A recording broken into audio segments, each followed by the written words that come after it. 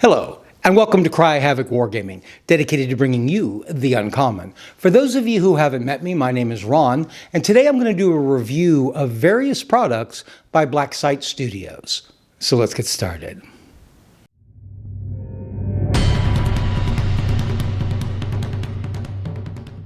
Many of you who have been subscribers to this channel for a while will know that I am a fan of the game Don't Look Back, the skirmish horror game by Black Site Studios. And I've been working on building a number of different tables specifically designed for that game. All of the maps by Black Site Studios are designed for the game. They have markers that are useful in the game, and they're all built to 3x3. So while I don't have that wilderness map at present, it is my intention to eventually get one. But then the wilderness map will be useful for games or plots in the wilderness or countryside or the funland scenarios with the carnival.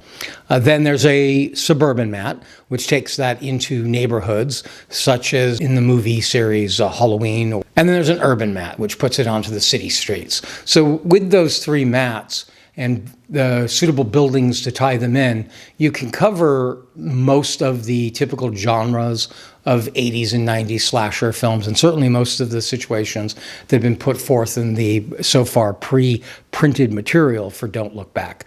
And so I'm basically building three different environments that I can use as sets to play this game. And what we're going to do is look at a review of a few of these products that I have bought specifically with that model. They're not all related to each other, but I want to give some idea of what you can expect with some of these kits.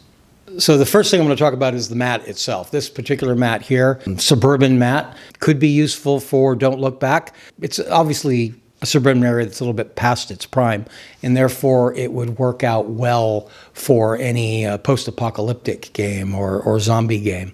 The mats are all made on a neoprene, but it's a thin neoprene. It feels more like a wetsuit than it feels like a mouse pad. I so far haven't had any problems with that, but it was a bit of a surprise when I got it in the mail. It does mean you can fold them with very little effect. I try not to do that because I'm not sure if that's the best idea for long term.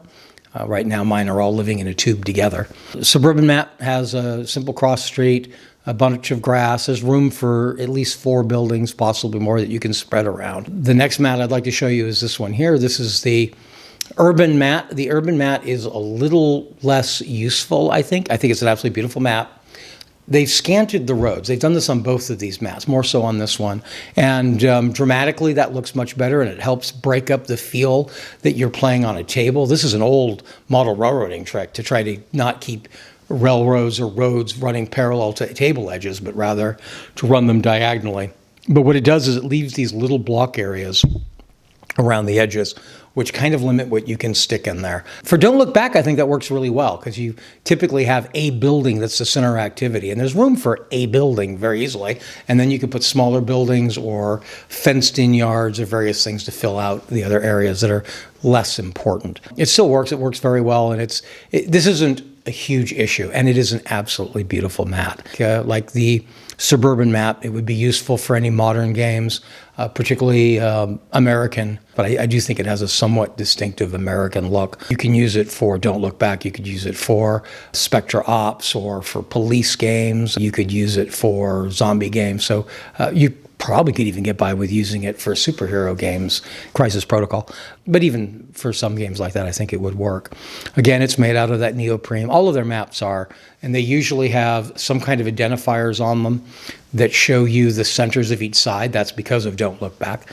They're not obvious, and they don't get in your way or distract too much, but they're useful tools. Now, sitting on this suburban mat, I have a number of things I wanted to talk about as well, mostly, again, unrelated to each other. I guess we'll start with the smallest things and work up. So the first thing I want to mention are the street lamps. These lamps are a wonderful deal. In fact, that's the single best advantage to them.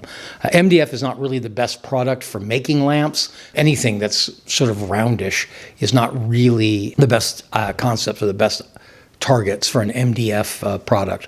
You could model better looking street lamps. You could, on a permanent table, you could use model railroad lamps, and then they'd actually work.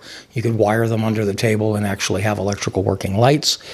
You can buy a number of different LED or plastic or resin models that are out there. The advantage of these Blacksite Studio lamps is price. There are 12 of them in this package for a price that normally would have been for 3 or 4 with any other company or design material. So if you're looking for a lot of lamps for a very urban area, they're brilliant. Obviously it would need to be a somewhat modern area. They're somewhat modern in looks. They do not light up, as I mentioned, but they very wisely they use this yellow acrylic for the light lens, which gives you sort of a feel of lighting. So I think that was a very clever move. And 12 lamps, these are far more than I'm ever going to need, I think, for a Don't Look Back game. But they might be really useful for my London. I have a London board that I do for 7 TV, Spy-Fi, which I could very easily may need 12 lights. And nowhere else are you going to get this many lights for this price unless you make them yourself or something. So they're pretty good quality. I'm a little concerned that they might stumble over. Not a difficult fix.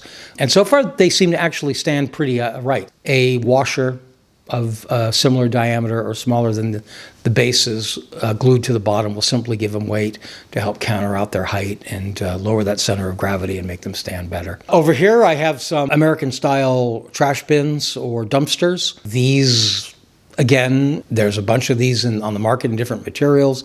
There's a lot of resin ones out there, plastic ones. These will suffice. These are okay, and I think they were $5 for the 2 of them, so the price wasn't bad. But there are a lot of things you can do with dumpsters. So they're perfectly useful. I'm not really disappointed, I wouldn't say, and they were inexpensive. Sometimes resin will shoot the price way up there. But these being just MDF, the price is pretty low. But they're nothing to write home about. What I do really like are going to be these 2 houses. The first is the Smith house. What's in the Suburban line of their MDF kits. I suspect it was intended for zombie games, and it's perfectly useful for that. One of my suburban houses to help fill that suburban map and make my suburban neighborhood. It has a full interior. It's a sort of simple interior, but it is a full interior. The doors, like most of the Blacksite Studios buildings, all operate. They all open and close. It is pretty strongly constructed. And being one of the older kits, it's one of these kits that has entirely separate walls for the interior walls and the exterior walls so they can do the paint. They seem to be getting away from that in more modern models. And in fact, the next model we're going to talk about, I have mixed feelings about that. I do not doubt at all that it helps make the kits more affordable, both to purchase and to ship, because that's a lot of additional weight with the double sets of walls. They're over-engineered. It's really far more sturdy than it needs. There's sometimes with the double walls some fitting issues. You can see some of that on this particular model where the piece that makes the doors work didn't always want to jive through the 2 walls because they weren't perfectly aligned. So the simplification of these walls, I think, is good in the long run. It brings the money down, makes them more affordable, makes the fitting issues obviously easier for Blacksite Studios, and therefore easier for you when you're constructing the model. The pre-painted interiors on separate walls really do look sharp, and they never end up with the smudge and the things like that you're going to end up with any other way. Still, is it worth paying the extra money for the interior walls? I'm not actually certain that it is. So, Smith house, very strong, put together, very, very nice little house. It was like, I think about $35, maybe $39. I think it was $35. The next house we want to look at, this one was a gift. I didn't buy it. I don't really remember the price because of that, but I think it was 40 something. It was purchased for me back when it was first released, but I had to wait for my birthday to get it. And this is the Baal house. The Baal house is magnificent. The Baal house so far is my absolute favorite building that I own by Blacksite Studios. Look at all the detail here, all the dentile work around the different floors. That's detail that did not need to be there, but really takes the building an extra jump and an extra distance. This is, as I mentioned earlier, this building does not have the separate interior walls. And had I known I was going to like this building as much as I did, I think I would have wallpapered the interior walls. I can still do that, but it's a lot easier to wallpaper these buildings if you do it when it's flat before you've assembled them all. There's wallpapers, suitable 28mm wallpaper available on Knuckle Duster Games on their page. And in fact, that's why I wanted to wallpaper it, is because I bought this building specifically for Don't Look Back. And that's what I'm sure it was designed for and made for. But there's no reason I can't use this building for a ranch owner's house or a banker's house in Gunfighter's Ball. It is a very good example of a gingerbreaded Victorian building, and it doesn't have to be a horror building. Again, I think this building is more useful and is going to have more playability in other games than I had expected. I will be using this as I'm showing it here right now before you on the suburban map, but I think I can also use it on the wilderness map for a more secluded, out-of-the-way, creepier vibe. Beautiful, beautiful model. I am so happy with the ball house. Like I say, the only problem I have with it is that I didn't do the interior, and that was my fault, not theirs. If I had to do this again, I would go ahead and wallpaper the interiors before gluing it up. When I mentioned it being harder to do when it's up, the problem is fitting your wallpapers around the windows and the doors and all of that. That's just so much easier when it's all on a flat surface. Problems with the kits. I will tell you this in general, I think Blacksite Studios has been progressively getting better and better. Each of the newer models I've done have, if you've watched some of my early reviews, it wasn't unusual in some of my earlier models to be missing pieces. Now, even other old models, they seem to have gone back and repaired that, and you're now more likely to get extra pieces than not having enough. I very often have extra doors, the door frames, which is one of the things I was missing on the first kit, was one of my little door hinge things. Now I have tons of those. I keep them because I was missing that one. And most models now come with extras. The ball house, with some of its more fragile details, it came with bunches of those, and I'm assuming that was because they were fragile. They were aware that I might damage some in the construction, and therefore gave me extras. I don't know if that's true. I only damaged one, and that wasn't actually in construction. I had to redo a windowsill.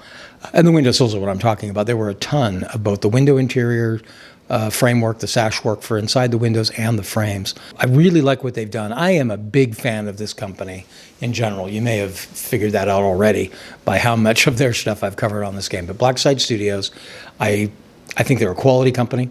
I like the fact that they always try to maintain and source all their materials locally. With the rising costs of products, the difficulties there have been with COVID, and with shipping charges. Some other companies have had trouble getting their supplies and getting what they need. And mostly, the Blacksite Studios has been able to keep going because they were local sourcing. Enjoyed the quality of their products. I love the way they do business with their purchasers. They really have respect, I believe, for their client base. They look after us. They'll replace parts that are needing. They have a Twitch page that's really active. It's mostly for Don't Look Back, but they cover some other things on there. And in fact, Ben has a sculpting page as well where he shows how he does that on Twitch as well. So they're very supportive of their products. They're very supportive of their customers, and it's very good quality product all the way around. They're even now trying to make it easier to get these products abroad, which has been an issue for them in the past. So hopefully some of you viewers from England or in Europe may be able to avail yourselves more readily to these products now, because they are very good quality products. And I look forward to getting these onto the gaming table. If you have any of these products yourself or have done business with Blacksite Studios in general and would like to make comments about your experiences, please do that in the comments down below. Also, if you have any idea for further content you'd be interested in seeing here on Cry Havoc Wargaming, we look for those in the comments down below as well. If you enjoyed this video and found it useful, I hope you'll hit like. And if you'd like to continue to receive notifications for videos like this one or others that may help you decide how to spend your money and time in your wargaming hobby, then I hope that you'll subscribe and hit our bell. Until next time, cheers.